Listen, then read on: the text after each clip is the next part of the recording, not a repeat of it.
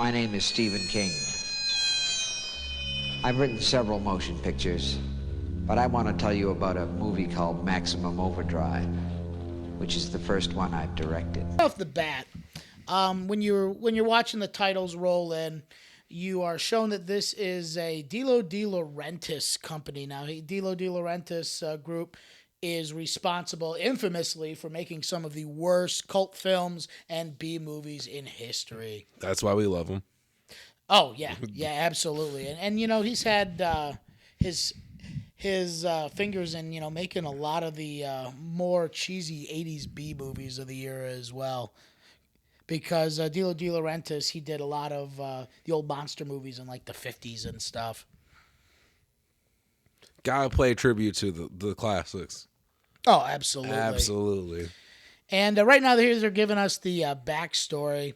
They really didn't explain, too much why this was a factor and how this happened. But, this comet just passes by, and it's the cause of all the havoc that's about to unfold. Heaven forbid. Right? The entire world just covered in baby farts. Probably the only film to take place in North Carolina. You know what I mean? Like, what other films take place in North Carolina? Fuck you. Oh, right off the bat, that bank is not happy. I'm from Central Illinois, and as far as I know, Wilmington are fucking Yellowhammers. You are an asshole. I just love, and that was, Stephen King's input, too. Oh, there he is. All right, at least he got his cameo out of the way early. Be great if there was just a little cocaine rock sitting on his nose. Look at that. The most 80s title ever. Not surprising. God, that... Not surprising it's the most 80s intro ever, starting with Emilio Estevez. Emilio Estevez and AC/DC. And, man, the AC/DC music in this movie is just awesome. If you just listen to the Maximum Overdrive song just, by itself, it's fucking terrible. I mean, personally, they don't have a lot of creativity in their own music, so let's make them the writers of the music for the whole score. Well, I mean, they probably... It sounds like 3 drums and 4 guitar riffs. Yeah, pretty much. Pretty much. And just this script was originally based off a short story that King had done. But, if you're going to, choose your directorial first effort, you have, the amount of books Stephen King had at the time. You choose the one where the cars come to life, and not even the good one where the car comes to life. Because this was done after Christine. So, it was all he had left. Side note that it's nice they do the credit and entrance, but act like you haven't picked your nose like that. Oh, dude, everyone's picked their nose like that. Act like you haven't picked your nose if you're like that. In your car, Seinfeld style, you're alone. Exactly. Everyone's picking for gold every now and again. Midsummer, it's really dry. You got to have a cleaner house. Period. And the only directorial effort he would ever have. I'm kind of sad. I would like to see him direct some other movies. I'd like to see what he'd do with a sober mind. Absolutely. But did he write those books sober? Probably not. No, he was an alcoholic before. Absolutely not. Great writer, directorial. Not so much. And it's I would like to see I wouldn't necessarily say a remake, but a reboot of this movie. Just the whole idea of technology turning on man is so much more prevalent now with, the internet, smartphones. AI. AI. You imagine if your smartphone turned on you, just sending you wrong directions into ambushes and shit? Because everything can communicate with each other now. Especially with a comet coming by and triggering it all. Yeah. So then you fall into the river like that. Yeah, this guy's not really trying too hard there. What's his goal here? He's trying to make it. There goes the axle. Have y'all ever been there when you just revved it up too hard and your axle went there? He didn't even make it over 75. It just fell off. At that point, I'm throwing in a parking brake. Yeah, just hope for the best. I'm just staying there and throwing the parking brake. I like how AC/DC's also on this bridge, like their van. Man, for being sentient beings, these cars aren't very good. We're not that far yet. Jimmy, calm down, calm down. The comet hasn't flown by yet. It's such a shame that, like, even like with that AC/DC van being there, they couldn't get a cameo with the band. Oh, absolutely not. They're not showing up on that bridge. Can't get them there. Wait. We spoke too soon, maybe? Is that Angus Young? No, I think it's just going to be some random dude. Oh, no, I was hoping for Angus Young. Which, by the way, the original AC/DC is better. Yeah, the original AC/DC will always be better. Nothing screams rocker. Oh, and there it is. The ringleader, the most evil truck in existence. For some reason, it does have a green goblin head across the grill. I mean, I've never seen anything remotely similar to that ever on a truck. Like, this is like a 1 in a million custom job. Jimmy, when I see a situation like that, I just say, why not? I mean, it's a toy truck. Because why not? I mean, it's a toy truck. I'm not sure, why you'd want your toy company to be represented by a homicidal guy who, dresses in a goblin costume. But that's besides the point. This was before the Marvel Universe. They didn't know no better. They're happy toys. They're happy toys. And see, also, one of the big things that this movie didn't have, at least that I remember, is that none of the toys come to life. Like, they got this, entire, thing full of toys. Like, you think there would have been a scene where the toys come after the people. The whole point is the comet comes over. I would at least like to see that Green Goblin mask come to life. Yeah, get, the jaw moving. Wow, this movie didn't have the budget for that. Not even in a near sight. In fact, I'm surprised that they were ever able to get the licensing. Yeah, the licensing to do that. I mean, granted, this was mid '80s, so Marvel wasn't the powerhouse that it was. But you'd think that they would be pretty careful with licensing their their characters out to a horror movie. Oh, nice. That is Freddie Faison. The African American trucker, best known for Coming to America. He was in Do the Right Thing, White Chicks, a bunch of movies. A good movie. We're not going to cover it on this podcast. No, Coming to America is way too good of a movie for this podcast. That's just a classic. And that had some of the best cameos in it too. Just that little cameo by Samuel L. Jackson as the burglar. That's when you run.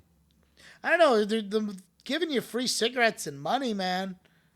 Too good to be true. Too good to be true. That's how they lure you in. There's only one of two ways you can look at that. Man, giving you free gas too. I'd be about it. Now this entire set here is where the majority of the movie is going to be taking place, and this was called the Dixie Boy truck stop. And it was actually constructed for the movie about 10 miles outside of Wilmington, North Carolina. And it was convincing enough that during production, several truckers stopped to try and get gas and were actually pretty upset when they weren't able to get gas there. They actually had to put announcements in local papers, TV shows that, it was a fake truck stop so people would stop going there. Because it was not too far off the highway, you know what I mean? Now that's Pat Hingle.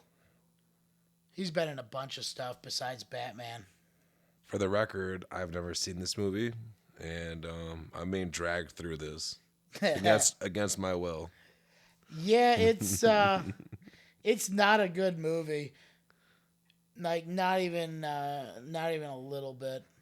I mean, who throws just a random egg in the middle of a hash brown pile?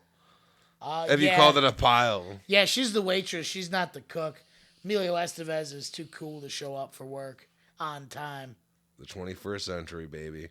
right there. The electric carver. Oh, right off the bat, the electric carver's carving her up. It's going crazy. I'm already upset, folks. I'm already upset. Yeah, it's just oh, what's that dangling down there? Oh, it's a bandage. All right. Any electronic, man. Any electronic in this movie is fair game. Stephen King. See, Emilio Estevez is a just take care of it sort of guy. Now, why he just didn't unplug the item would have been, understandable, but... If it's powered by the comet, though, does that make sense? I believe that, if there's something's unplugged, then it's not necessarily going to damage, or it's not necessarily going to still be alive, because one of the plot points later on is that the trucks, want you to give them gas, so they can keep on trucking. It's not necessarily that it does or doesn't have power. It has to have power. It has to have power, so I think the comet more just brought the consciousness Right. to the different machines as opposed to, animating them. But then again, you see shit like this, and it's just like, there's no way that could happen. No one's going to get electrocuted from touching a arcade game. Yet. Yeah, there's not any live wires there. We haven't been to Galloping Ghost in a while. Yeah, Galloping Ghost is a great place. God, their pinball selection's phenomenal. Would you walk into there? Would you be ready? What? There? Yeah. I mean, if I'm Emilio Estevez and I'm walking into an arcade game, I'm going to do three. One, I'm going to kick some arcade ass, and two, I'm setting a high score on something. Oh, no, this is a great scene. This is one of my favorites. Oh, just wait for it. Don't put your hand up there. Don't put your hand up there. Put your hand up there. Don't do it. Don't do it. Don't do it. Oh, right in the nuts. I thought that's where it was going. I did. Yeah, that would suck. Just getting bludgeoned to death with fucking cans. This for Stephen King is what we call the original creative process. We all know better movies and writing accomplishes, but I don't see. There's just no way a pop machine's gonna shoot something out at that velocity. See, that's where we seem to differ. Who's to say the torque and the gears on that when it's fully untapped? Yeah, that's true. Versus programming. That's true, the comet's man. flown by. That's true. It already knows what it's doing. They could have put a V8 in that bitch, but programmed it to. Oh, there it is. There's the steamroller. Yeah. Is this where it's Austin Powers where he stares him down? Oh no! Wait! Right there. Ah! All right. So the steamroller rampage scene across the baseball diamond. Stephen King requested that the special effects department put a giant fake or a gallon of fake blood inside that dummy as he was getting run over, so it would splatter all over the place. It's a poor thing they didn't. Yeah. Unfortunately, the bag of blood exploded too soon and sprayed everywhere, but besides where the camera was. So yeah, it just made it feel like the boy's head just exploded, but it didn't even do it.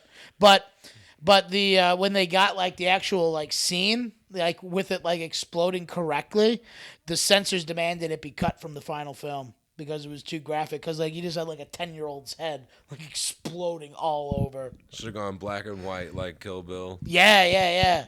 You just get it by the censors of the day. And you have this guy. One director smarter than the other. Yeah, straight up. One wasn't thinking tastefully. Neither was this guy's outfit, man. This guy looks like a used car salesman. Look at that mustache. I'm kind of more partial to his hat. Who gave him the hat? Who gave him the flask? Who gave him the flask? I went from the hat to the flask real fast. Yeah. He's driving with the flask. And I like how he's just giving this young girl a ride while he's trying to feel her up while he's drinking and driving. There's nothing more impressive than that. Exactly. Point taken. Right? Well, honey, I was going to give you a ride. A mustache ride, if you know what I'm saying.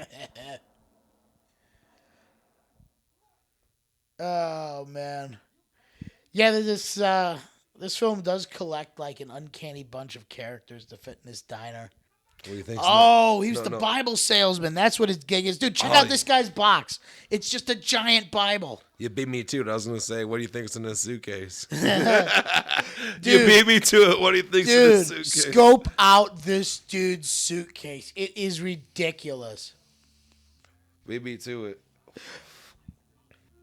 I like how like his instinct though is like, you know, I'm chasing after this girl out of my car. I'm gonna grab the biggest, heaviest box that I have. I mean, you either have the tools or you don't.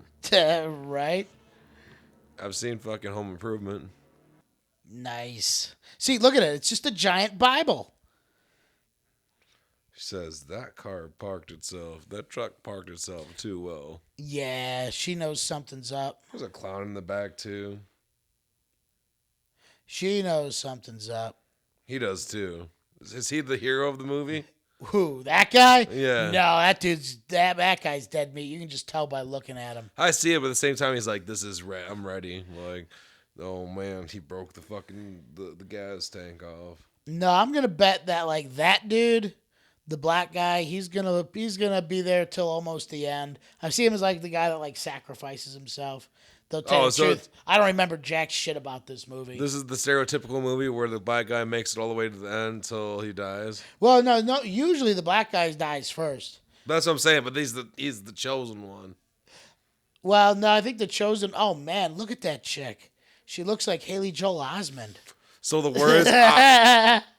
the words out of my mouth was about to say the same goddamn thing. It's just the eyes, man. Get the fuck out of my head. He's got the eyes like that minor... way too close eyes. BDS, way too close eyes. Yeah, with like the big round face.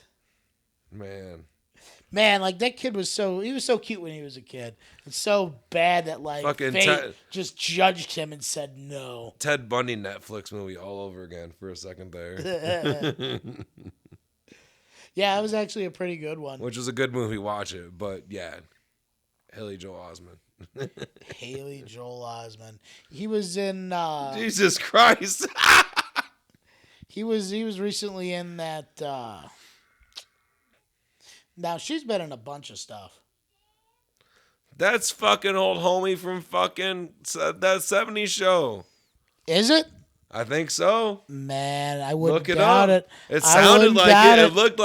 It looked like fucking Kitty. I wouldn't doubt it. Looked like Kitty. Man, what is her name? Did that not look and sound like Kitty? She talked for a second. Now she talked for a millisecond. I immediately heard Kitty. Man, I gotta find out who exactly that is. Cross navigate.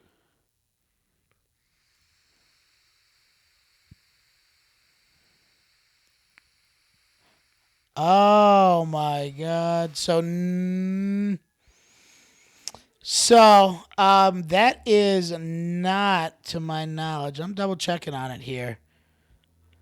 It sounded like I went off her voice. So yes and no. So that is Yeardley Smith, and Yeardley Smith is best known for voicing Lisa Simpson. Wow. That's a fun nod. That is a real fun nod. Lisa Simpson, she's done a bunch of other voice work. I mean, over the years. Absolutely. That's why it sounded familiar. Yeah, that's exactly why it sounded familiar. And she does kind of look like Kitty. She's got like the whole eye thing going, which means in effect that Kitty looks like Haley Joel Osment. I hate you. Stop destroying my favorite fucking sitcom. Oh, man. Yeah. That's how you destroy my favorite sitcom right away, is by saying Haley Joel Osment's the mother. You'll never be able to rewatch it again. You'll never be able to rewatch it again. Never again. Never again. Oh, man. And like, this cast is hilarious. Man, what a strange thing to go from too, because this movie was made in 1986. And so what was the first hit? So obviously it's the only movie that he directed. What was the first hit movie, his book that was adapted to film? Was it The Shining? Was it the first big one? No, The Shining was in 1980. Carrie would have probably been the first one. So before Carrie that, so was this in is I want to say 76. So this was his first directed. This is his only directed. Only directed, but he's already had hits. He's already had hits. I want to say Carrie was not. Yeah. What a Carrie drop! was 1976. Is this the one following The Shining? What a drop off! Let me direct this movie. Yeah. And then The Shining. Well, actually, I'm not sure about that. I'd have to look that up because Shining was in 1980, which means that It was before this. It was definitely before this, by like 6-7 years. But I'm not sure if there was anything in between because Creepshow was 1982. Actually, I want to say this was probably his follow-up to Creepshow, which, if you haven't seen Creepshow, man, that's a great movie. That's like one of those anthology horror movies. Old boy just died, right? Which one? From Creepshow? Yeah. Dude, that Aaron painted. Oh, Sig Haig. Yes. I don't believe he was in Creepshow. Oh, okay. He was in The Devil's Rejects, and actually, I'd have to double check on that. I'm misconfusing movies then. Excuse me. No, Creepshow. Edit this portion out. No, Creepshow was it was done as like an anthology horror movie, so it had Ted Danson in it, Leslie Nielsen. Yeah, it had a lot of different actors in it. I'm pretty good with cinema, but this is one movie I'm missing out on apparently. Oh, Creepshow? Oh man, Creepshow set the trend for what would be to come as far as like anthology movies, because Trilogy of Terror was probably like the first big hit for an anthology horror movie, and then Creepshow followed a few years later, and then you had a bunch of good ones like Tales from the Hood. Man, there's a lot of them. But going back to what we were saying before, so this was actually a follow-up to... more Green Goblin. Yeah, definitely more Green Goblin. But no, he did Carrie, then it was the TV series Salem's Lot, then The Shining, then Creepshow, and then he did Boogeyman, Cujo, The Dead Zone, Christine, Children of the Corn. So there was Firestarter. Dude, there was a lot of movies leading up to this. So he probably had around 10 decent flicks before he was able to get a chance to direct. They're like, God, Jesus, no, never again. Never again after this. Never again. Sober up, Jesus. And, well, honestly, this one followed not too long after Silver Bullet was made that he did the screenplay for. And Silver Bullet's just a real bad movie, dude. It's a werewolf movie. It's got Gary Busey as this kind of weird fucking alcoholic uncle. The hero's a crippled kid. Is that what's next on the series? Eventually, dude. It will be on there. Eventually. Silver Bullet's a really, really boring movie, too. Well, maybe it's not as good then. It's boring, but it's bad. Yeah, it's definitely not a good movie. Like, it's got its ups and downs. Like, the werewolf looked fucking completely awful. Like, yeah, man, the werewolf in that movie was dumb looking. Better or worse, Twilight? Fuck, dude. The one thing I will say, though, is that Gary Busey builds that kid a souped-up wheelchair, dude. It's got, like, fucking, like, nitrous on it, so it fucking goes super fast. Dude, I'm done. I'm done, ladies and gentlemen. And the thing is, like, it's shaped like a big bullet, man. So, the that's what the silver bullet. Yeah, the silver bullet. I'm done, ladies and gentlemen. I'm done. Maybe he'll be able to drag, if he could have blindly dragged me in the movie, but maybe not, perhaps no. Oh man, and this was, it's as a movie project as far as like Stephen King movies go, like movies based on his work. Even though this is probably one of the worst, the next film that he'd be attached to, not in any directorial sense, was Stand By Me. Which is without one of the best. Phenomenal movie. Which is without one of the best. Phenomenal movie. So, he went from a lot of names came from that movie too. Yeah, a lot of classic actors came from that movie. Yeah. Corey Feldman for one. I mean, all I'm saying is going from here to Stand By Me, Stephen King went 0 to 100 real quick. I feel like it's a love-hate. Like in the same year. It's all 0 to 100. 0 to 100, 0 to 100 again. Yeah, absolutely. And not to say anything about his literature books, but we're talking about specifically cinema. Well, and some of the movies that were made out of his books are pretty fucking good. Like Christine's a classic. The Dead Zone's good. Cujo's great. There's a lot of really good Cujo. Whenever my dog acts, The Shining itself is probably one of the greatest horror movies, if not the greatest horror movie ever made. Absolutely. There's just layers and layers and layers of that movie. You can just keep going forever. And those are the good movies too. Those really are the movies you can find. You watch it once. You watch it twice, you watch it 3 times. Yeah, and you pick something else up every time. Well, and that's what's so great about The Shining, that's one of those movies that, like, the 8th time you're watching it, you can still find something new that he added in the background or that he did, something new The you're picking up context, the on. deep context. Yeah, and the subtext on subtext. Where you don't understand it this point around, but now you get to the context the second time around. Right. Yeah, no, that's a great one, man. And it's actually the movie Stephen King hated the most out of all his adaptations. He hated The Shining. Not surprising. Everyone hates their best work. Well, also Stanley Kubrick changed the ending. Like, he changed a lot of shit about it. However, even though Stanley Kubrick changed the original ending in the book, Jack Torrance blows up the hotel. The boiler overheats. Mm-hmm. But that ending from the original Shining book was actually adapted into the movie adaptation of Dr. Sleep. So at the end, when he blows up the hotel, it's kind of coming full circle.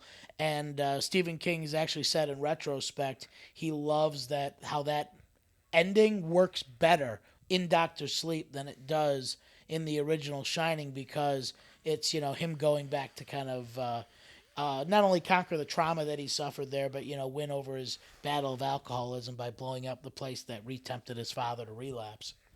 For the record, big nods to Ewan McGregor.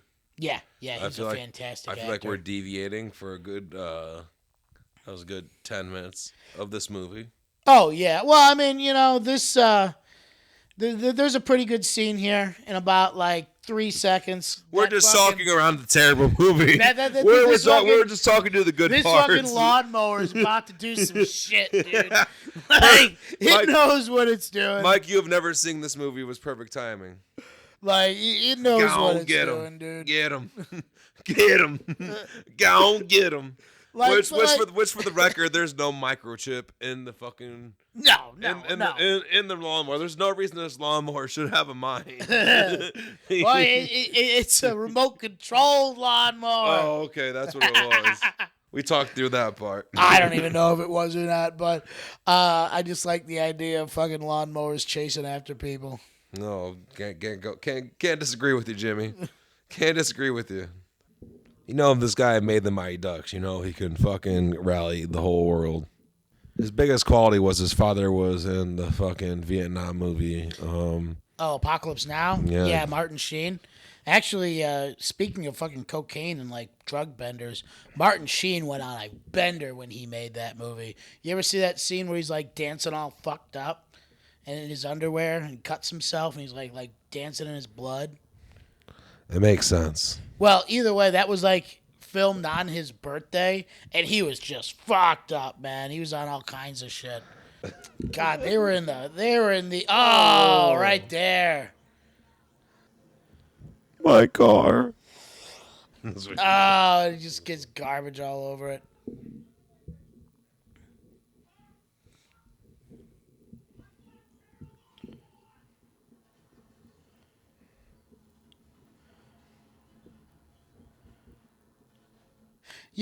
Interesting thing about this movie.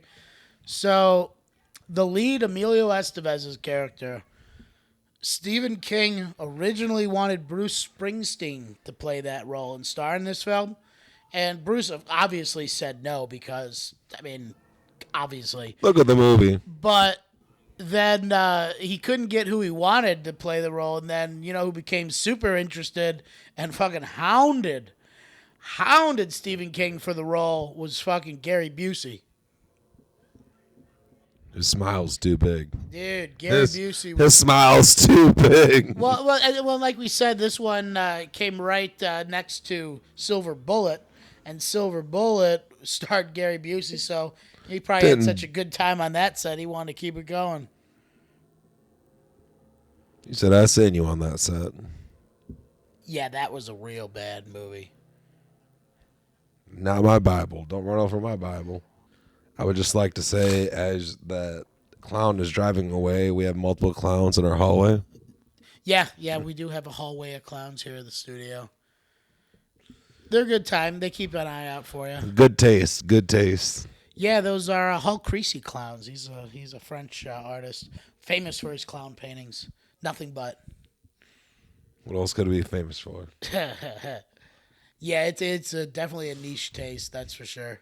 Man, everyone in this film just looks so greasy. You could tell they're in the Carolinas. They give them white T-shirts to be greasy.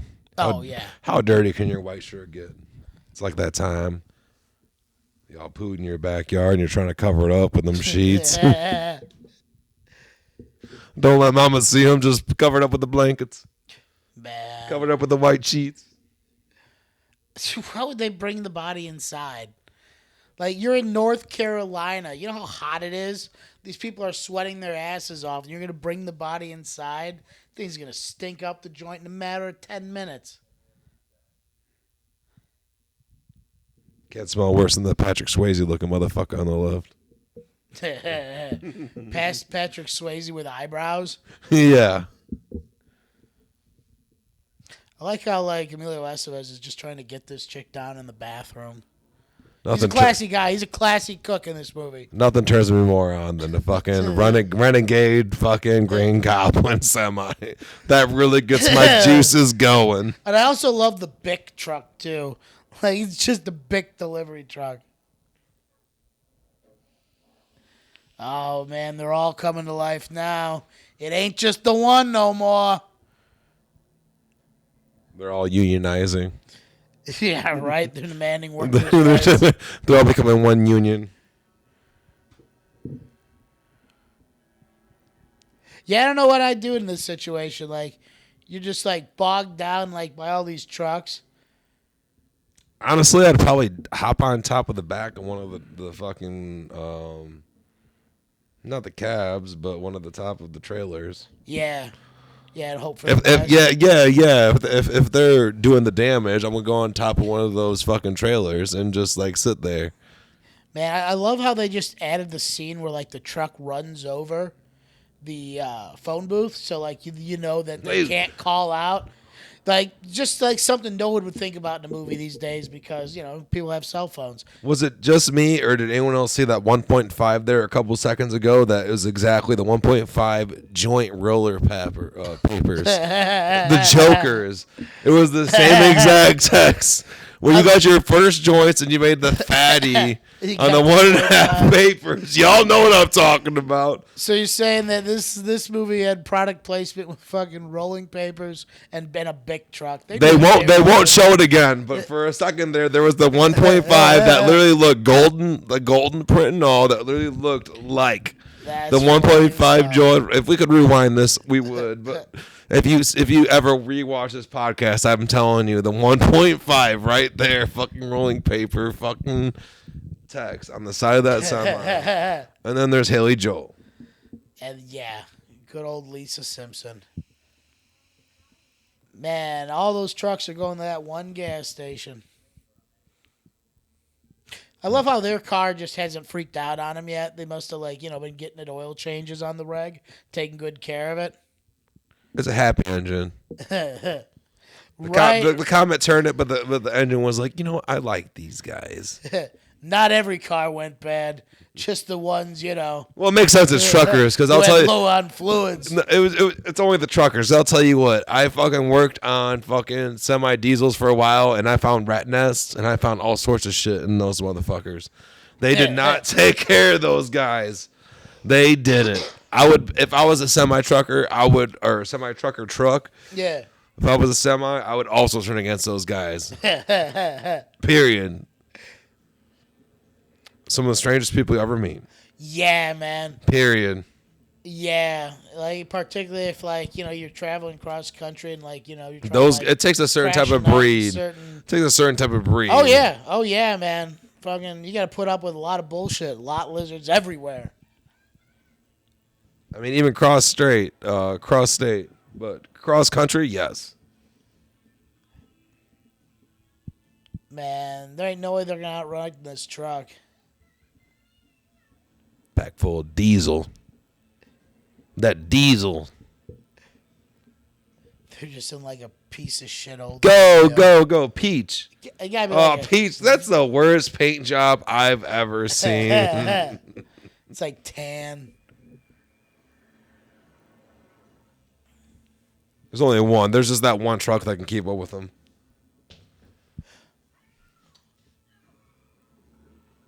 Too early. Yeah, man, he should have waited till the very end. It's not like that truck's like... Go back to the interstate. Go through the grass. Yeah, go back to the up. interstate. He fucked up.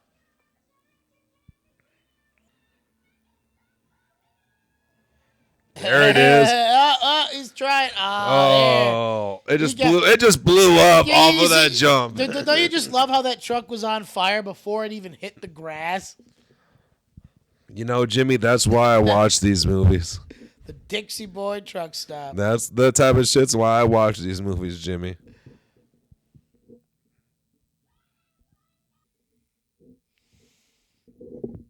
Oh, wow.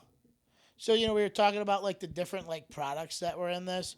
A lot of the trucks in this are actually local trucks that were just taken from local businesses.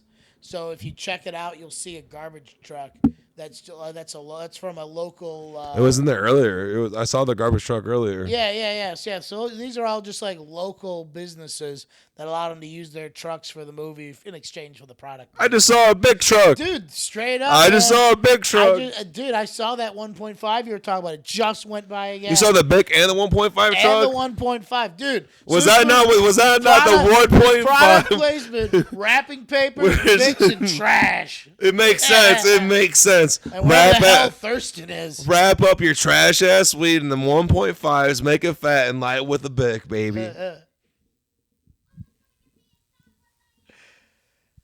Oh, man. It's fun when it comes full circle. And I'm going to tell you, dude, this chick's voice would get so annoying if I had to be that dude. Is that Renee Zellweger? Man, it looks like her.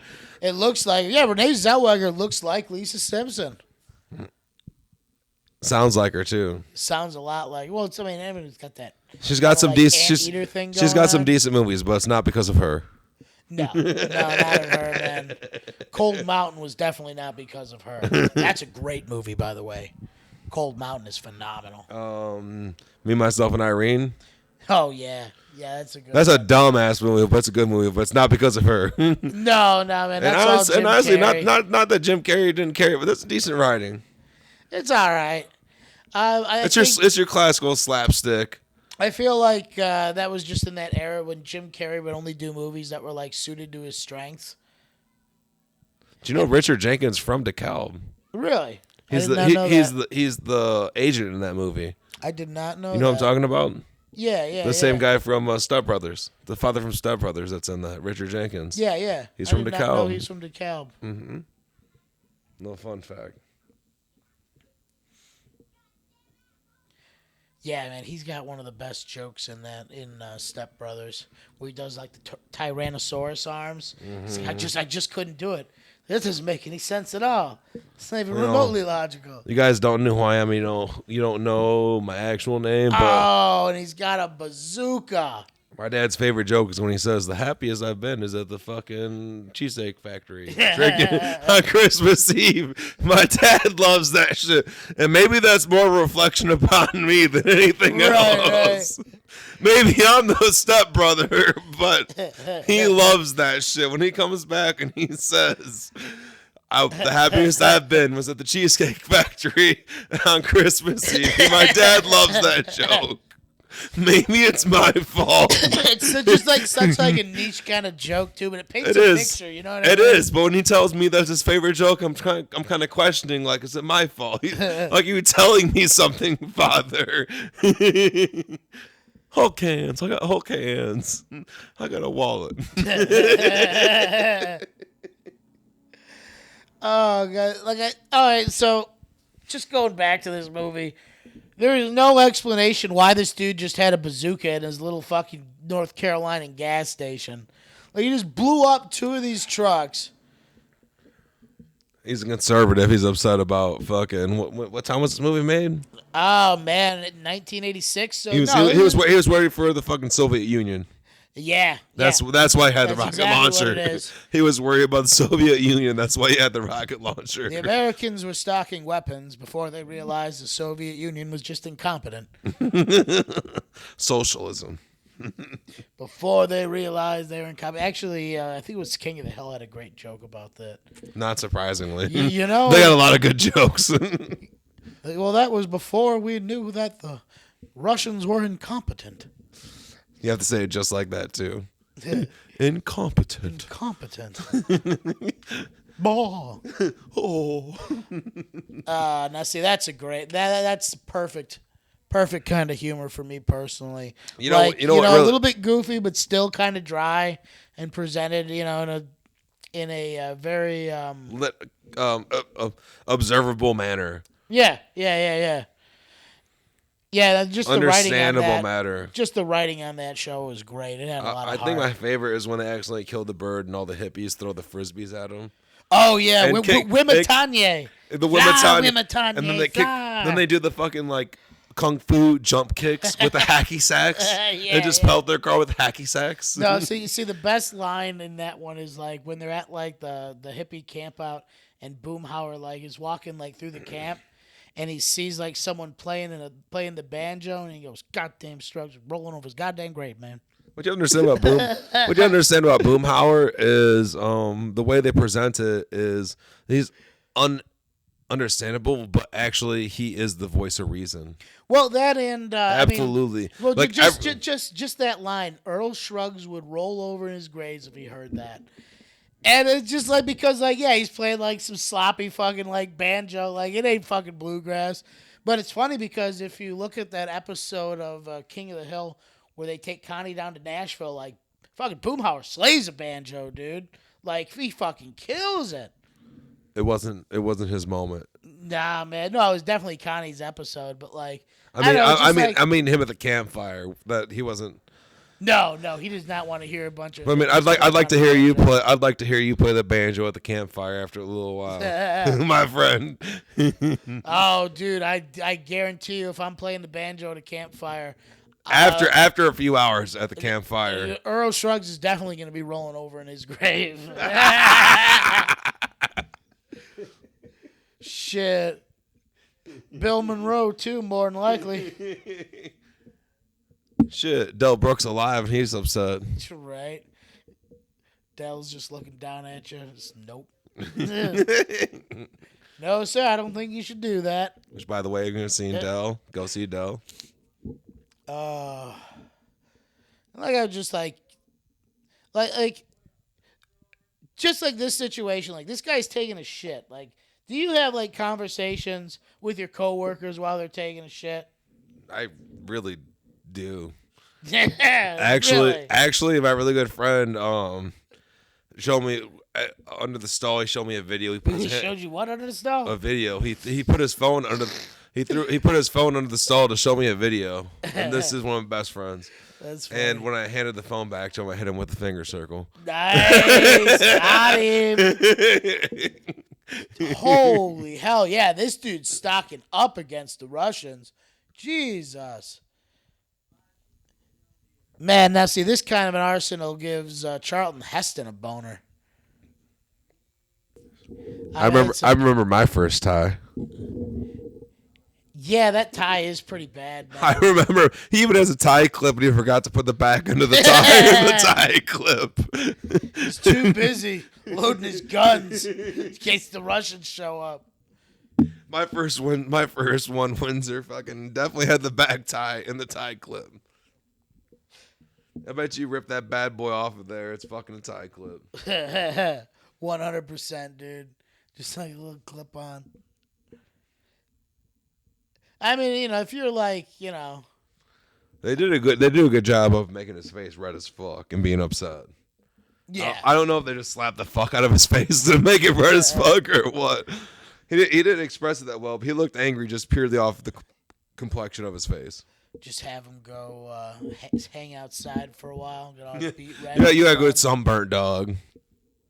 Just so you look angry. I could just see like a coked up Stephen King like pitching him that idea. Go stand in the sun for 10 hours. Yeah. You're just gonna sit out here for like 10 hours. You're just gonna get just a little bit burned. Just a little bit. As soon as you're just a little red. I'll give you $50 more to go stand in the sun for 10 hours. Just do it. I mean, what would your dad do? I'd call your brother. He'll do it. Charlie'll do anything for the money. Yes, Charlie will. This kid is just still biking through a field. I'm saying that looks like Perry Farms, and I definitely didn't go off the path because that looks like a terrible time. That looks like a terrible ride, dude. Like, you really need some leg strength to... That wasn't even a mountain bike either. Oh, he's going to go through the sewage pipe? Gross, kid. It all makes sense. If you're going to fucking bike through the fucking fields, you're going to go with the sewage pipe. Maybe not. I mean, I don't know, man. Like, if you're that kid, like, you just see this gas station encircled by an army of trucks. Like, I don't think that's where I'm going to want to go. Honestly, if I see an army gas station circled by army trucks, I'm probably going to, like, pull up my phone and talk shit from the mountain hill just like we are right now. Yeah, I'm going the other direction, man. I don't want anything to do with I'm going up to like NPR. I'm trying to hit the fucking, radio signal, like help / I'm making fun of these people / I'm standing on top of the hill / fuck these guys, you know what I mean? How y'all making love in a fucking gas station surrounded by fucking semis? Not only that, but like, there's probably a bunch of people just in the next room over listening to him. I mean, that Bible salesman's still out there. I mean, if the time is right, your life's ending, sure. That green ass fucking sky. Yeah, the baby fart green sky. That's what we saw. We saw that earlier, right? Yeah. That's what's. That's high Stephen King. See, I don't see. I just don't see how a gas is gonna make electronics come to life. But whatever the case may be. What really gets me going is hot diesel circling my fucking encampment. And there's a bed in the gas station? Oh, no, they're on a futon for sure. It just pulls out. Though, I mean, that's a pretty cool boss if he's just going to let you kind of like, I kind of thought I was going to say thirsty for a second. It said thirsty after that.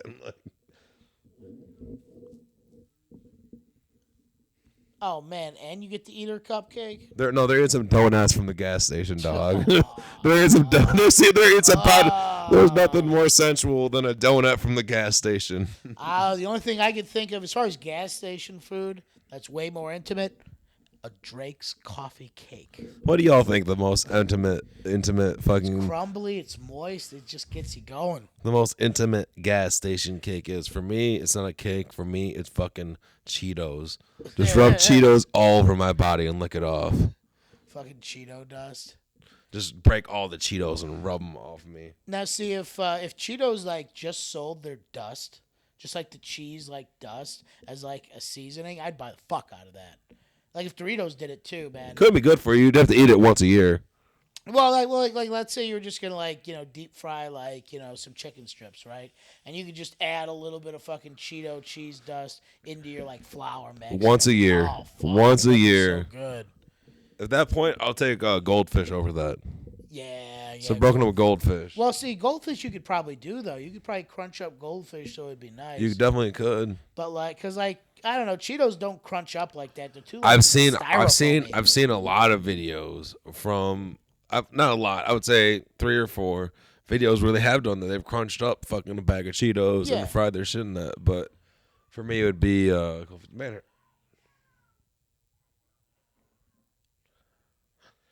They got dressed fast. Oh man, this chick's about to get her ass run over. She's losing her shit, dude. Stephen King always has someone lose their shit about halfway through. There's not one mechanic in here that can just hijack one of those. I mean, I don't care. There's aliens, or they're not aliens. There's the comet that did this. Just pull one plug. Just pull one hose. Yeah. Unplug the fucking battery. Yeah, pretty much. Eventually, they're just gonna run out of gas. If there was one martyr that could take it, so that car just came up running. Jump on it while it isn't high impact, and pop that shit. It pops from the back. I've worked on semis. It pops from the back. The latch is on the back, so you have to get to that point, and you have to climb in through the windshield. But just unplug the fucking power.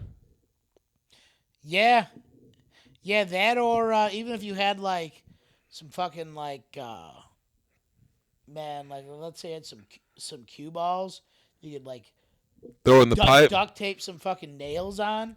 just throw those out under their tires, dude. Mm-hmm. Because take out the tires. Yeah, take out the tires. Take out the tires for sure. Those trucks. Those are heavy duty tires. They're back at it in the fucking booth.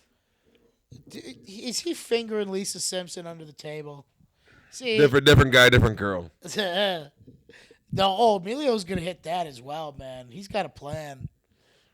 He's gonna say, I coached the Mighty Ducks. The other movie that I really remember him from, what was it called? I think it was called Dirty Work. He has a couple okay movies. You ever see the one with him and Charlie Sheen where they play garbage men? Yes. And, like getting involved with the mob. That's a great movie. Dirty Work's awesome. He looks just like his fucking father. Doesn't he, though? Charlie doesn't. He looks just like his fucking father. The thing I like about Emilio Estevez is that, like... He called it quits when he should have. He called it quits when he should have. But, like you think about it, like, there's not many guys, in any field, really, that know when to call it quits. Like, boxers, for instance. Did I really just read your voice? Did I really just read your head? Was that what you were about to say? What, boxers? No, how he called it quits. Yeah, no, definitely. That's what you were about to say? That's what I was about to say, because he knew when to walk away at the right time to where, like, people, like, still remember him with fondness. Because, like, you always have, like, a boxer, who, like, gets goes big, too far. they calls it quits, but then he goes back to it. Because he just needs to chase that glory, that one more fight. I mean, I don't blame those people, but at the same time, their legacy is dissolved for it. Well, then they end up just getting fucked up because their legacy is dissolved for it. You end up just getting fucked up because of it. But I mean, Emilio, like, he didn't come back and, like, try and set the world on fire. No, he had good money, he put it away, he invested it well. He doesn't have to do shit. I'm sure he's still producing stuff, but it's all behind the camera. He just sits and collects stacks. We haven't heard from him for a reason until we hear Mighty Ducks 10.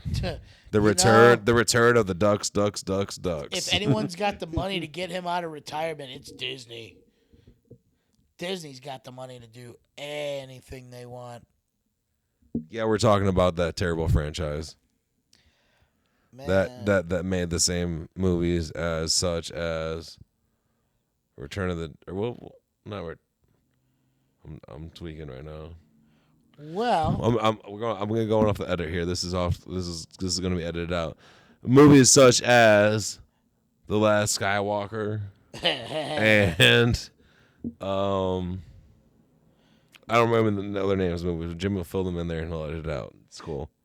Well, it's yeah, man. I guess he's just produced a couple of movies and he's acted in a few things. He did a spot on The West Wing, but he hasn't really done much. Oh, he did a spot on 2.5 Men as well. But I mean, that's gonna happen. That's gonna happen. It was, that show was all right. That show had its thing for the beginning, and then once it was played out, it was played out. Like every good sitcom, dude. Every good sitcom. Agreed. For like 5 seasons, and then it just falls off usually. Agreed. Because I mean, five's a pretty good benchmark, even for the cartoon sitcoms. Well, but then they just tried keeping it going, even after Charlie Sheen was. Well, you have to. You have to keep. You're bringing Ashton Kutcher. Ashton Kutcher. Come on, man. It was trash. What I'm saying, as a producer, you have to try and milk it. Ashton Kutcher doesn't make sense. You know what I would have done? Doesn't make sense. You know what I would have done in that situation? I would have brought me in there. I would have walked around with my dick on full ass cable television, been a fucking pimp. I would have. I would have shook my dick in front of his brother's face and been like, that's me. What's up? What's good, Rose? Rose right there, me just shaking my dick, fucking right in front of old boy's face. Well, I mean, Rose wouldn't care. She'd probably laugh a bit. Obviously, but then obviously my son's upstairs. My son's upstairs, but. Either way, what I would have done in that situation is like you end that original show, right? 2.5 Men. Then you just do a spinoff with the kid in college, man. Using all the knowledge that Charlie he learned, he had taught. Dude. They could still do that as a spinoff. That'd be great. That kid was great. They could. He did a good job. He did a good job evolving as he aged. He started at a very young age, and that show went on forever. But at the same time, like Emilio Estevez, he don't have to do shit. That kid can just sit back, invest some money, and collect stacks. What's he have, like 2 lines an episode? No, there was some episodes that he had a lot going on. They were based like around him once he got older. So what? He No, had. but he was So younger. Yeah, wait. So for even sure. even then, he still had like 2 lines an episode. Even then, still. No, he did a good job. He did a good job. That's a more sexual Family House, or not Family House. What was Bob Saget's show? Oh, House. Full House. That reminded me of like a more sexual Full House. Yeah, 100%. That was a more sexual Full House. Now, I'd say my favorite Emilio Estevez movie's got to be The Breakfast Club. You see, I despise that movie with everything in me. Really? Oh, I love The Breakfast Club. That's one of my.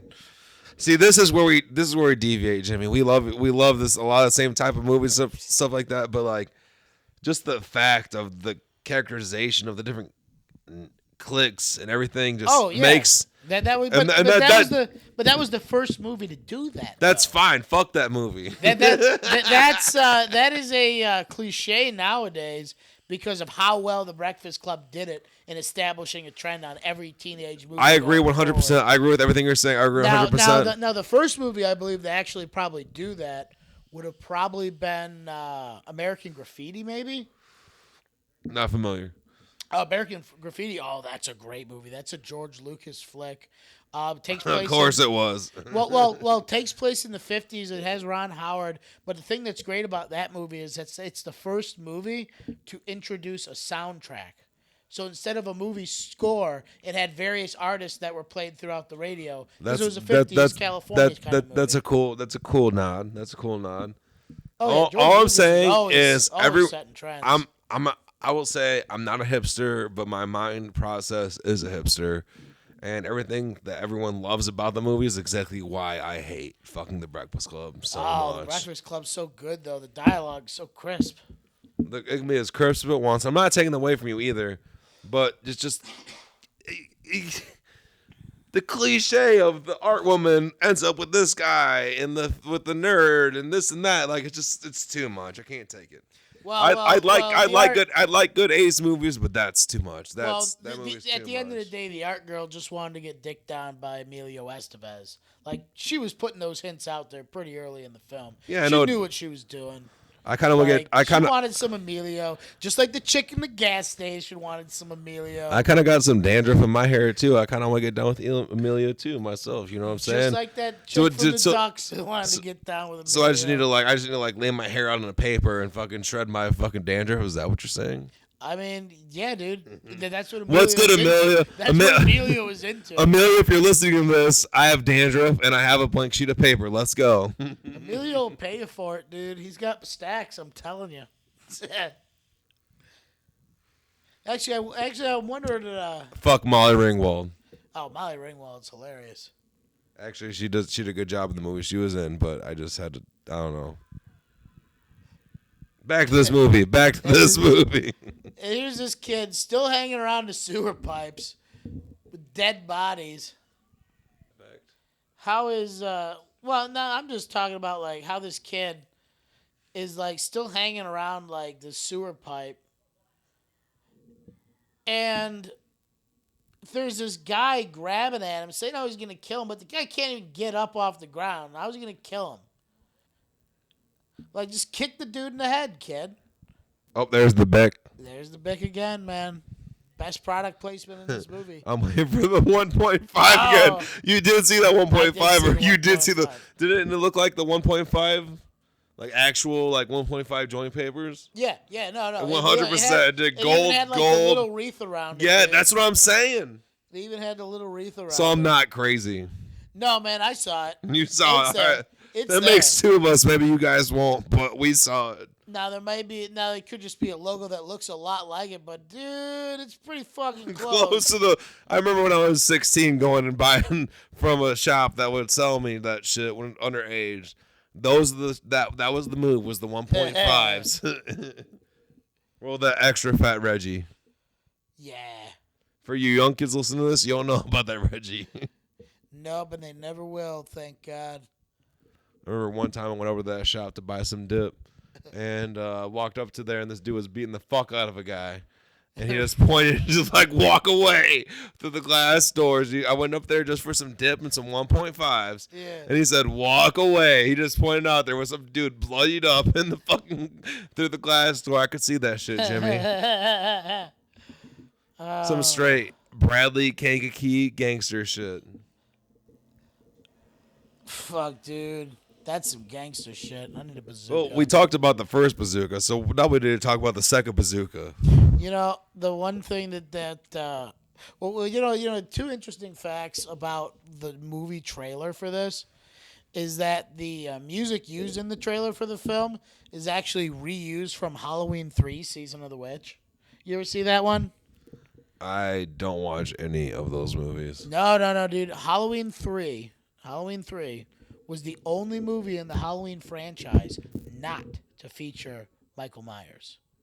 Michael Myers isn't even in it. It doesn't even have anything to do with Michael Myers or the film franchise. It's still part of the franchise, but the whole movie revolves around kids wearing these Halloween masks that melt their brains.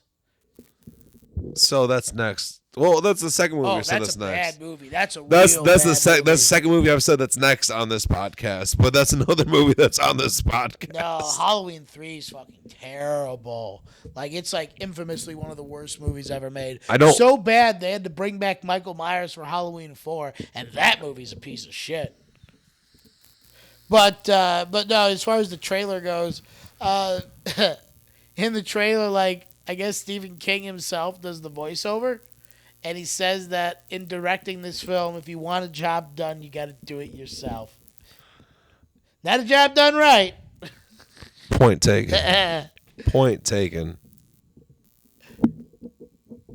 I mean, I don't know, man. If he thought he was going to do this job right. Is this movie done yet? No, sir. We haven't even gotten to the point where, like, they got to start fighting off the trucks. All right. Why would this kid want to be inside the gas station? We take another break? You can, if you want to. Are you down to keep going? I don't need to, but I'll keep going with you. Okay, so here is... this is who they called in. Yeah, they're calling in reinforcements. But the weird thing is this comet flew through, so they're also the enemy. Yeah. He's about to chug that bottle of mustard. Yeah, he's like stirring up the mustard. What's with that? It sounds like a sexual innuendo. You want to stir up the mustard real quick, kid? Love how there's just nothing but porn on the walls. Like nothing gets me going. Like, and she's into it too. She's like, "Oh, you just got pinup girls everywhere, huh? Oh, you live in the back room of the gas station, huh?" Oh, that is ridiculous. Now you see, there's like a gun on top of this little truck there. It's like a machine gun. The original scripted ending had the Dixie Boy survivors deal with one last obstacle before they escaped, and that was actually a machine gun mounted on a Coast Guard boat. There was also to be one last shot of the city of Wilmington being destroyed by machines. But, I mean, you know, they don't have the machine gun mounted on the boat, but at least they were able to get some sort of machine gun mounted on a vehicle. So at least they kind of kept that idea in the script, even if it wasn't done at sea. Now, see, the bulldozer's their choice here. That thing, you just drive right through that fucking gas station. So we now have a John Candy lookalike. And you're talking about Commissioner Gordon? Yeah. Yeah, and a Patrick Swayze lookalike now. It looks very primitive to me. Man. Something tells me this bulldozer's about to the guy on fuck the some left. shit up. The guy in the blue is John Candy lookalike. Oh, I gotta see him. Right that there. guy? Yeah, man. He looks more like if John Candy was playing a caveman. He's got that like big brow going.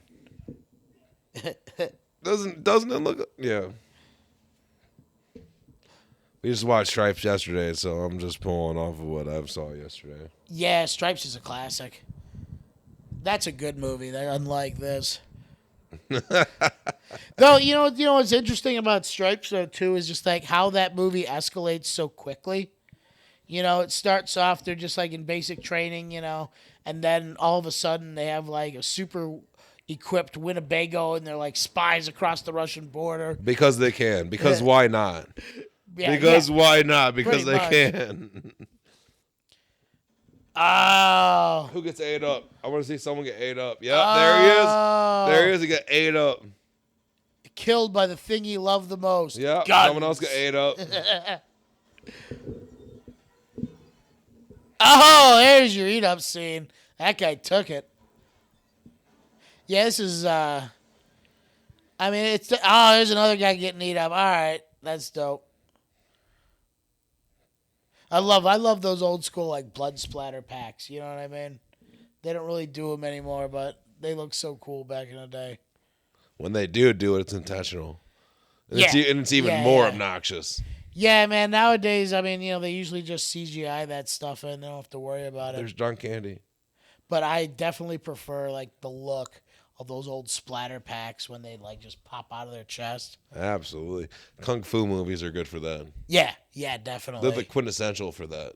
Definitely. Oh, she's going to wig out and do something.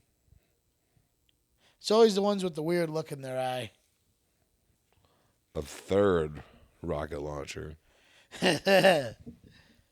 Yes, I'm keeping tabs on rocket launchers in the gas station. I'm sure that like it's still the same rocket launcher, but the fact of the matter is this guy has had over a dozen rockets so far. Where is he buying this stuff from? Who monologues before they shoot the rocket launcher? And then doesn't even get to shoot not the Miller beer truck. Ah. I might be better off that way. Fuck that Miller. Bubba. I love how the license plate just says Bubba. A lot of good movies and shows have Morse code in them. It's never good. I mean, honestly, that's never good. That's never a good sign. Honestly, I don't think I know anybody who can read Morse code. I don't personally, but it's just like such a weird plot point. Like no one now, at least nowadays, would have any concept of what Morse code is. But apparently, this little kid does. So maybe it's something we should look into. Right? That wouldn't be a bad idea. If I fart this way, in Morse code.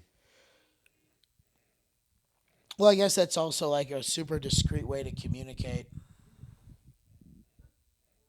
My favorite part is they're deciphering Morse code without stopping it. Yeah. If you can understand it, someone else can understand it. Yeah, that's true. They don't really explain how, these cars have Morse code. Well, everyone has Morse code. Well, I mean, but how these cars understand Morse code. No, none of this has been explained. You're being ridiculous, Jimmy. I mean, they have language. You're being absolutely ridiculous right now. The comet flew. The comet flew by. So when the comet gave it consciousness, it gave it the consciousness with Morse code. So therefore, the comet has to know Morse code. Is this where the comet crashes into the fucking? It's a Morse comet. Gas station. It's a Morse comet. It's a Morse comet. That's its name. It's Morse comet. Oh. Is this Red Dawn yet? Huh? Is this Red Dawn yet? No, it could be though. Red Dawn's a real bad movie. Man, that movie's ridiculous. One of the I was actually reading an article about Red Dawn. I guess one of the major producers, financiers, was one of the lead members of the NRA. That's what you're saying. Not surprisingly. Not surprisingly. But that is the quintessential America versus Soviet Union film. Well, besides Rocky IV. Rocky IV is probably number one. Red Dawn's up there though. This is where Emilio saves it all. Right, and I love how the guitar riffs go up behind him. Because it's AC/DC. Yeah. So they're simple. They're 3 different chords.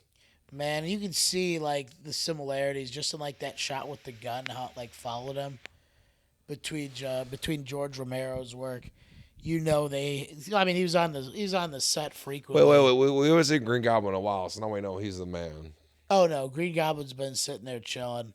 I love how like when the Green Goblin like starts up, the eyes go red. What made him pick the Green Goblin? I'm not sure. They said that it definitely was modeled off the Green Goblin, but I'm not sure why Stephen King decided to put that one in the film. See, look, there's the eyes. Because personally, Green Goblin was one of my favorite villains. As far as Marvel goes, yeah, absolutely. He's up Marvel there. or DC. There's no real merit. There's no reason to say why. It was just pure insanity. Behind, of course, Carnage.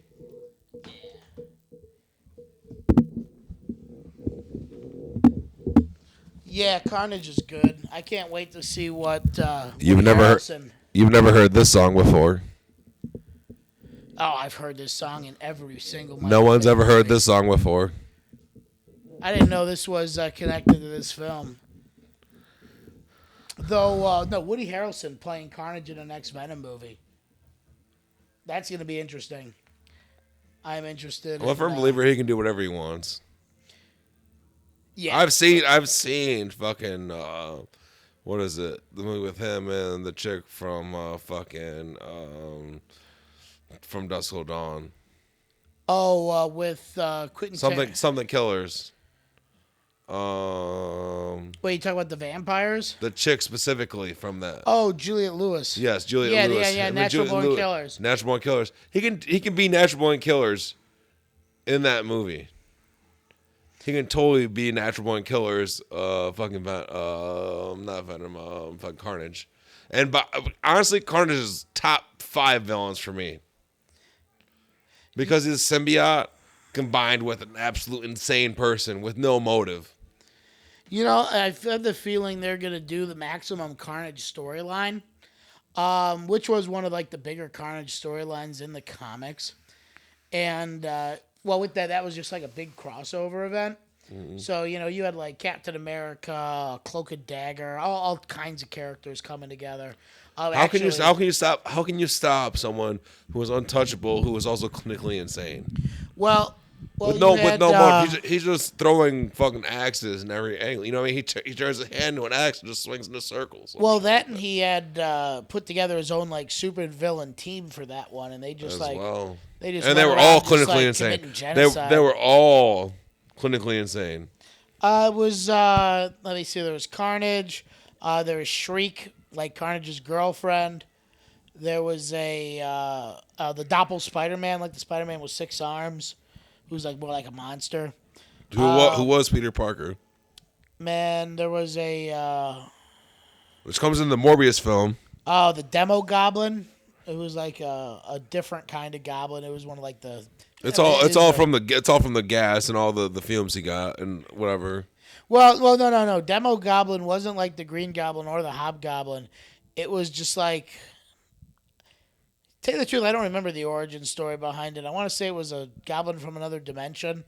But that would make sense. But yeah, it was just like super like metal. It had like Goblin Glider was like all fire and like it like had like this obnoxious, just assy, just like 90s assy, obnoxious. Well, yeah, that's 90s comics and everything too. Yeah, pretty much.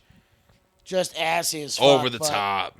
But Maximum Carnage was a great video game for the Super Nintendo too. Surprised this movie didn't get a shitty video game. You figured, they could do a Frogger ripoff of this and it'd be all right.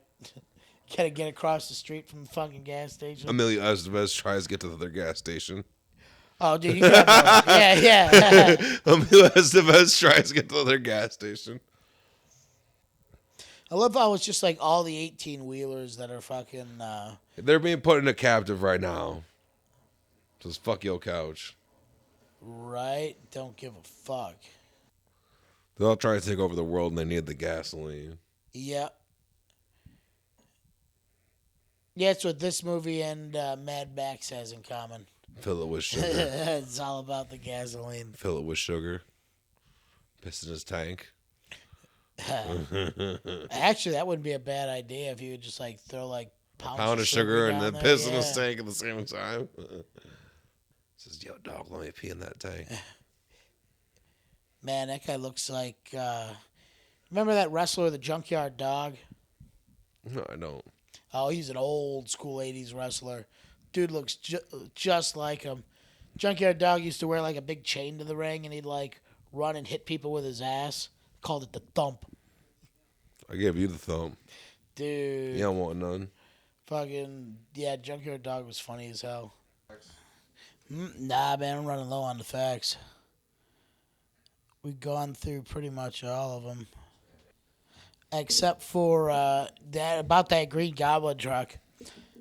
About a year after the movie was released, the Green Goblin truck was taken to Silent Rick's Towing and Salvage. And the jaw, the lower teeth, the tongue, tops of the ears were gone. And what was left was burnt severely. So Jason Allison of Wilmington saw it there and actually purchased it. He later had to sell it, and Tim Tockley of Piketon, Ohio, purchased it in '87. Now, Tim displayed it in his video store, Uncle Jim's Video Land, for about 20 years. It was moved into the garbage and started restoring it in 2011. Tim spent 2 years, nights, weekends, restoring the head. And as of now, Tim travels across the country and Canada with the original truck completely restored as he takes it to horrid comic conventions.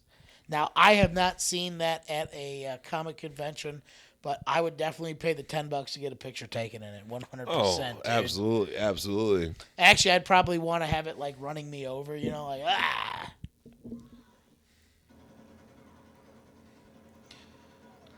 So why hasn't anyone jumped on... Oh, they blew it up.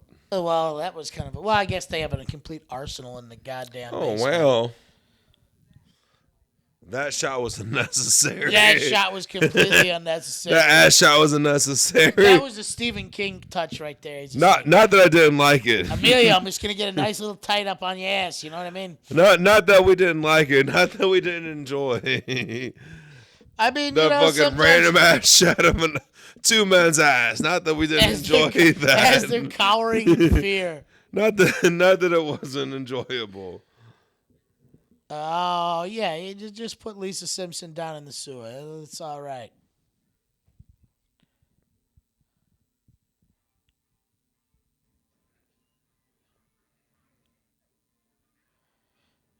ACDC. Right. Now they're making the escape through the sewer. Who else here would want ACDC to score their movie? I would never have AC/DC score that movie. You're supposed to play along. Like if I was gonna, you're supposed to say yes. It was sarcasm. If you're gonna supposed to say yes. I don't know if you could have one band like score your movie though. Like who would you pick? Like there's a lot of different options you could go with. I mean, AC/DC or Guns N' Roses. I want Axl Rose scoring my movie. Period. Just Axl Rose. Axl Rose screaming into a mic. We're just gonna bring in Axl, no one else.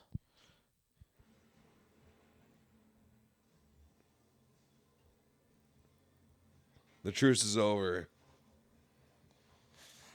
Man, there goes those nice fucking tablecloth tables. Right, like the most traditional like picnic tables too. I love how they have just like a little diner, like not in a separate room of the gas station, but like in the middle of the convenience store. But in all honesty, have you ever been to one of those gas stations? I have. They usually have like the little adjoining rooms now. I have. Ah, that place is fucked. That was a warning shot. They're going away. That was a warning shot. Right, they're just like that guy. Give us your gas. Give us your gasoline. Like, you kick out at like the end of the party, who's just like, "Well, fuck your house. I'm gonna fucking wipe my feet on the carpet. Fuck you." Just tries to wreck up the joint before he goes.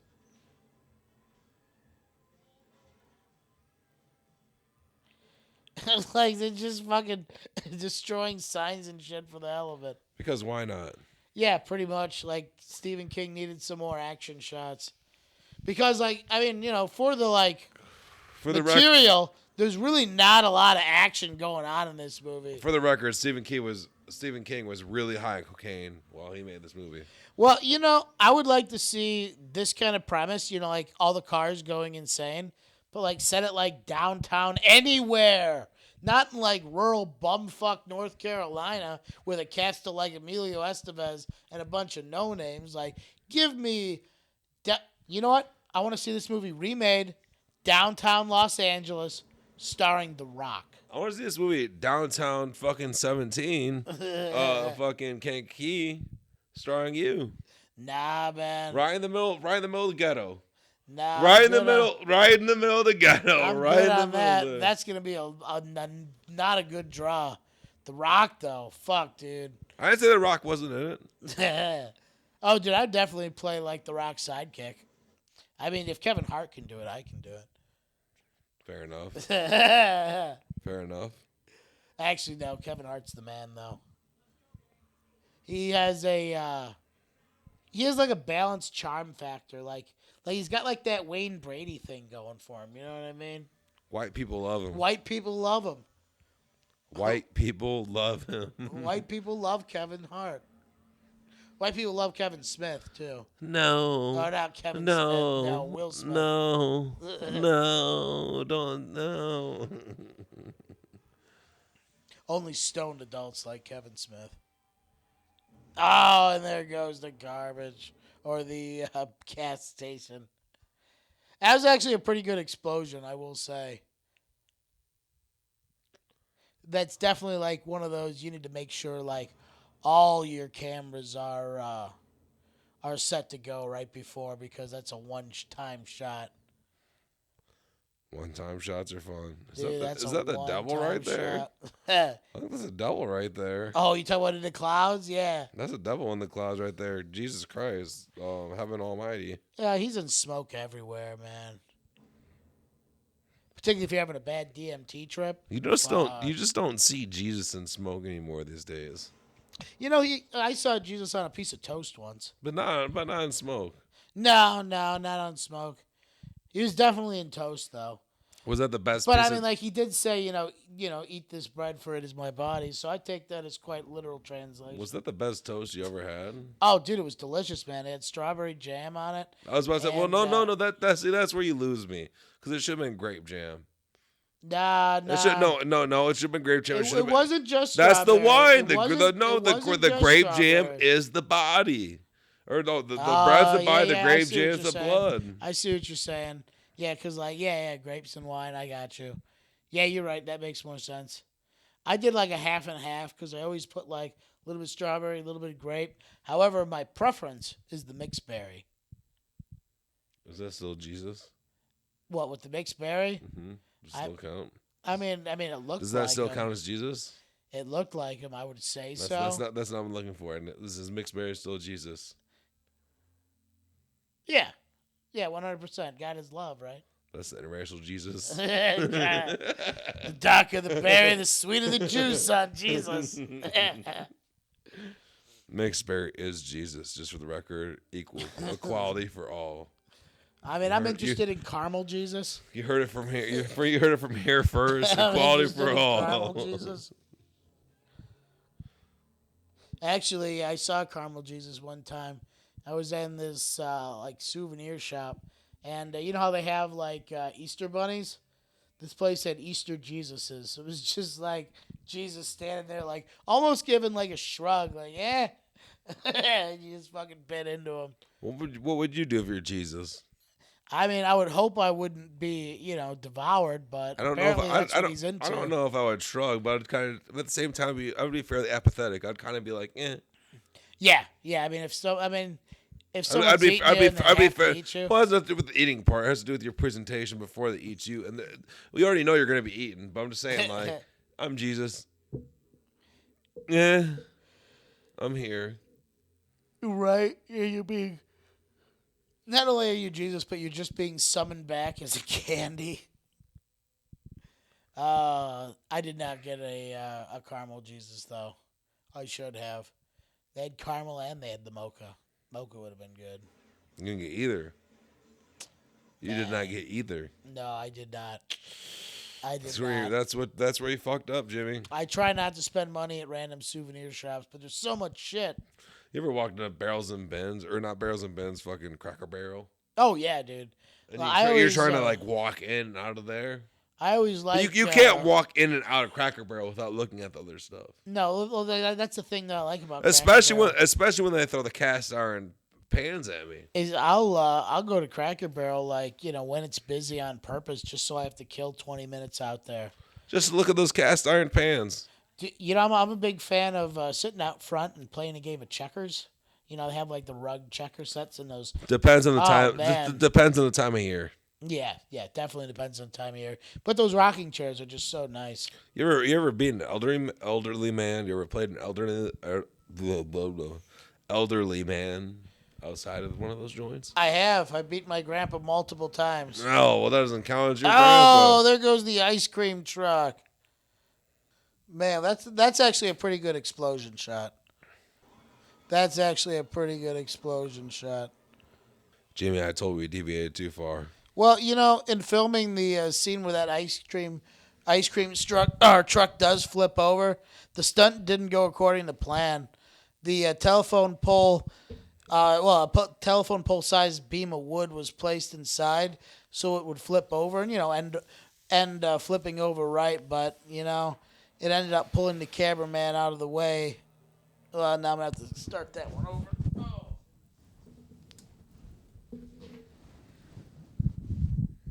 Well, actually, that scene where the ice cream truck flips over, the stunt didn't go according to plan. A telephone pole-sized beam of wood was placed inside so it would flip over and grip firmly on and, land just right. But unfortunately, it slipped out the way and right into the camera. And Gene Poole, the dolly guy on the film, actually pulled the cameraman out of the way at the last second. Dude, Poole's name is actually listed on the one-time cards when Bill is putting his card back after being told that Bubba must work for more hours. So, that when they were pulling the cards for the timestamp, they put his name on there just as kind of a little, memoriam. Rest in pieces. Well, he didn't die. It was more like an honor, but, I love when they have, little tidbits in there. But, it just shows you how, dangerous those stunts can be, even on, small productions like this. I feel like the smaller the production is, the more dangerous it is. Yeah, that's very true. Because you have a lot less safety regulations, especially back then, man. Dude, back in the 80s, you could put, kids in danger. You could do all kinds of shit that you can't do now. Oh! For example, that dude is actually dead. Yeah, Stephen King, he's about that dude that just got waxed by Green Goblin is actually dead. Now, see, that is kind of a cool smear? visual, though. Yeah, just the blood smeared across the Green Goblin's face. Looks like his nose is blue. Oh, that's a good visual, too, with the eyes glowing. Flames in the mouth. A cool visual is also all the denim that's going on right now. Yeah, 100%. Where they escape off to sea. When he escaped off, he just ran off. He's like, I'm in denim. I'm gonna run off in a denim jacket. I mean, if I'm gonna run off in any kind of clothing, denim would probably not be my first choice. I don't know. It's flame retardant. Yeah, I suppose you're right. But it just doesn't seem like something comfortable to want to run in for long distances or not long my periods. Not my aesthetic. I guess maybe a denim jacket would be Well, he nailed that denim jacket then for you because that's what he had. There it is. Yeah, man, that's as denim as can be. I love how they're just cramming 30 people onto this boat. He clearly wasn't in Boy Scouts to undo the knot. Right. Yeah, they gave him too difficult of a knot just to mess with people.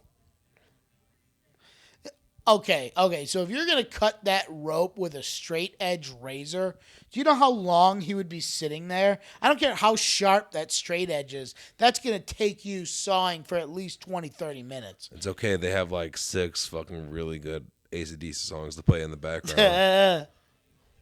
No, you got it pretty quick, man.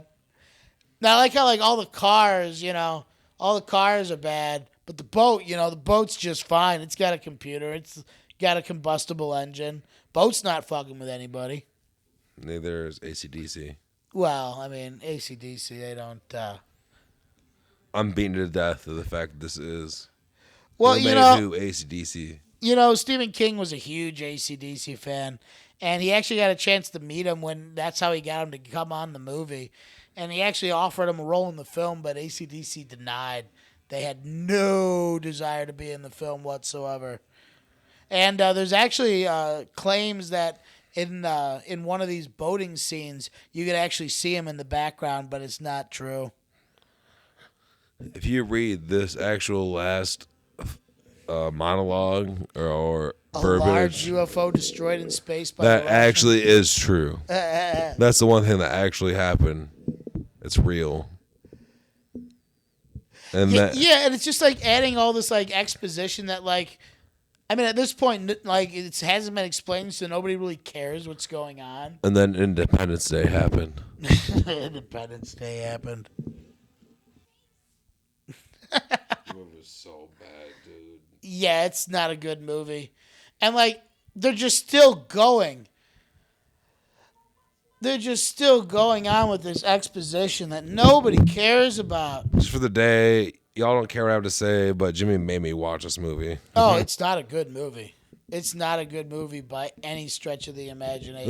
This is the couch that I normally sit on. He showed a microphone on my face and made me watch this movie. I swear. Oh, it's a terrible movie. But overall, I mean, for what it is, like, it could be a lot worse. Well, no, it couldn't be a lot worse. I don't know. The average rating on this is about like what? What do they have it at? Like no. 5? What was that PlayStation game that was the fucking people in cars yelling at each other? What? Grand Theft Auto? No. They're the game. always yelling at each other. No, where they're fighting each other. Oh, Twisted Metal. This is where Twisted Metal came from. I can see that. I can see a direct correlation between this movie and influencing Twisted Metal, because Twisted Metal would come like what 10 years later. Yeah, this is absolutely like the movie. 97? This is absolutely the movie that made Twisted Metal. Oh yeah, 100%. I could definitely see that. So there was a semi in that movie that fucking wrecked people. But like IMDb, yeah, and it had a clown on it, right? No. The semi car was was that the ice cream truck? The ice cream truck was a clown truck. Well, in this one, it's the Green Goblin truck that's got the clown on it. I'm saying. Okay, so based on what you've seen, what do you think the tomato meter on Rotten Tomatoes has this film at? If you had to guess a percentage, I'm saying 15. Oh, you are correct, sir. 15%. On the dot, On the dot. Jimmy. Yeah. Tomato meter. I'm sorry to spoil. I'm sorry to spoil you guys, but I'm sorry to spoil the fun. I'm sorry to spoil the fun, but I'm giving that a 15, Jimmy. Yeah, dude. No. Tomato 15 meter on the dot. Is 15% with an audience score of 50, which makes sense because like the IMDb is around 5.1, 5.5. So about half the people who see this movie are gonna like it. I am not among those 50%. And we're sitting here, two guys. At least one of us would have had to like it by those audience score statistics, and neither of us do. So I'm saying the critics were right on this one. I would say we understand the difference of laughing with and laughing at a movie.